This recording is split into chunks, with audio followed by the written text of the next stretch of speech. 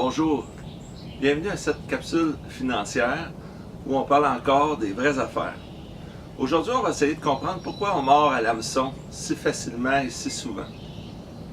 Que ce soit dans les services financiers avec la banque ou la caisse, ou encore dans nos assurances, ou quand on achète une automobile, qu'est-ce qui fait qu'on mord? Premièrement, c'est là que passe le gros de notre budget. Donc, ces industries-là, il y a beaucoup d'argent qui roule. Ils savent engager et former des personnes qui vont nous influencer. Parlant d'influencer, ça m'amène à parler des 4 principaux profils de personnalité qui existent sur la planète. Une étude américaine s'est attardée là-dessus. Il y a de cela plusieurs années, c'est un véritable classique qui a déterminé qu'il y a environ 115 profils de personnalité sur Terre. Mais il y a 4 grandes familles, dont le dominant, l'influent, le stable et le consciencieux. On est tous 2 de ceux-là au-dessus de la moyenne et 2 plus bas. Le dominant, par exemple, il va toujours avoir quelque chose qui ressemble à un ordre. Il va être très autocratique ou c'est assez ferme et résolu. Le stable, c'est la personne qui ne bouge pas. La personne qui n'aime pas ça quand ça change. Souvent, on voit un vieux couple, mais c'est parce que la madame n'a pas voulu partir, parce que c'est une stable. Mais c'est ça quelqu'un, ou c'est la personne qui ne change jamais d'emploi. C'est ça une personne stable. Consciencieux, c'est une personne soucieuse du détail et qui n'aime pas les faussetés. Et c'est quelqu'un qui est vraiment à son affaire. Lequel il reste l'influent. L'influent, donc DISC, D-I-S-C, dominant, influent, stable, consciencieux. C'est facile à retenir. L'influent. L'influent, c'est la personne qui va vous convaincre. C'est la personne qui, on est à l'aise avec. Elle peut nous dire n'importe quoi et ça va passer. Donc, pourquoi on mord? C'est qu'on ne connaît pas un secteur.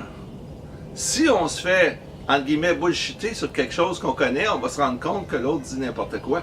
Mais si on se fait dire n'importe quoi dans un secteur qu'on ne connaît pas, on risque de se faire endormir. L'influence, c'est une personne avec laquelle on a l'impression d'être amis. Elle sait dégager ça. Elle peut nous toucher un peu. Elle va nous faire parler de nous. Elle va nous faire sentir à l'aise. Et surtout, quand elle parle, elle est convaincante. On boit ses paroles. Les vendeurs sont tous des influents.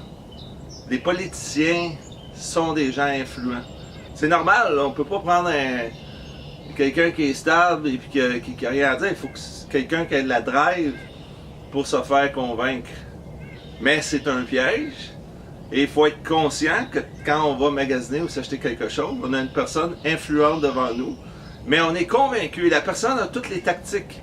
Elle va parler d'elle. Ah, moi aussi, j'ai acheté ça, j'ai fait ça dans ma cour, j'ai fait ça avec mon auto, j'ai ce modèle-là, ça va tellement bien. Et il sait se rendre sympathique. C'est que il va venir nous chercher comme ça. Après ça, une fois que la transaction est faite, c'est fini, hein? C'est terminé. Quand tu as signé, tu as dit ouais ton contrat d'assurance, ou que tu as acheté tes REER, ou que tu as acheté ton auto, c'est terminé. Mais c'est ça l'influent. C'est quelqu'un qu'on ne remet même pas en question. Je suis sûr que dans vos amis, vous envoyez au moment où je vous parle, ben c'est des gens qu'on ne remet pas en question ce qu'ils disent, puis des fois ils disent n'importe quoi. Fait qu'apprendre à détecter un influent, c'est un arme, un outil d'une force incroyable, croyez-moi. Dans la vie, c'est très très puissant quand on peut détecter et désarmer un influent. Donc, à l'avenir, à la veille d'un prochain grand achat, sachez avec qui vous allez négocier. En espérant que cette capsule vous a plu, c'est Daniel Pilon, CPA, chroniqueur financier, toujours indépendant.